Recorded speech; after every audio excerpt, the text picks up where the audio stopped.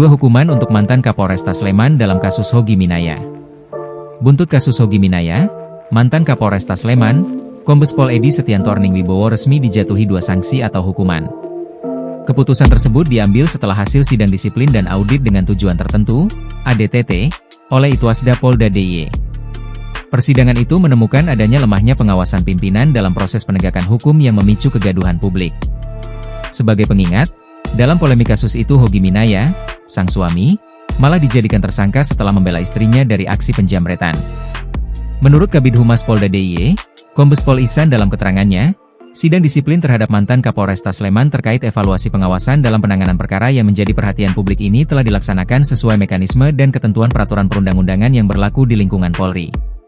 Sidang disiplin tersebut dilaksanakan atas dasar temuan hasil audit dari Inspektorat Pengawasan Daerah, Itwasda, Polda Daerah Istimewa Yogyakarta di mana ditemukan adanya pelanggaran.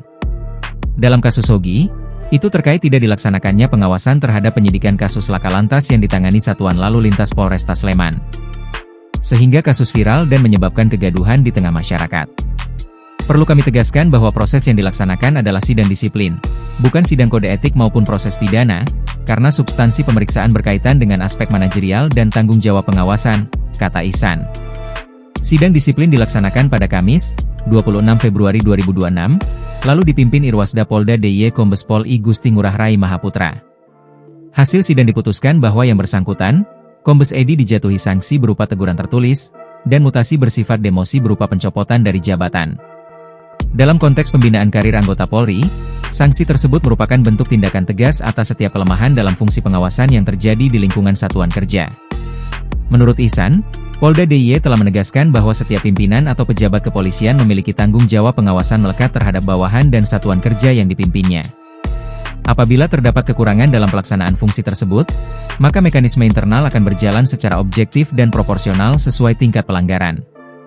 Kami memahami bahwa perkara ini sempat menjadi perhatian luas masyarakat. Oleh karena itu, penyampaian hasil sidang disiplin ini merupakan bagian dari komitmen transparansi Polda DIY dalam menjaga akuntabilitas serta kepercayaan publik, kata Ihsan, sembari menegaskan bahwa institusinya berkomitmen melakukan perbaikan sistem pengawasan dan pengendalian internal. Download Tribun X sekarang, menghadirkan lokal menjadi Indonesia.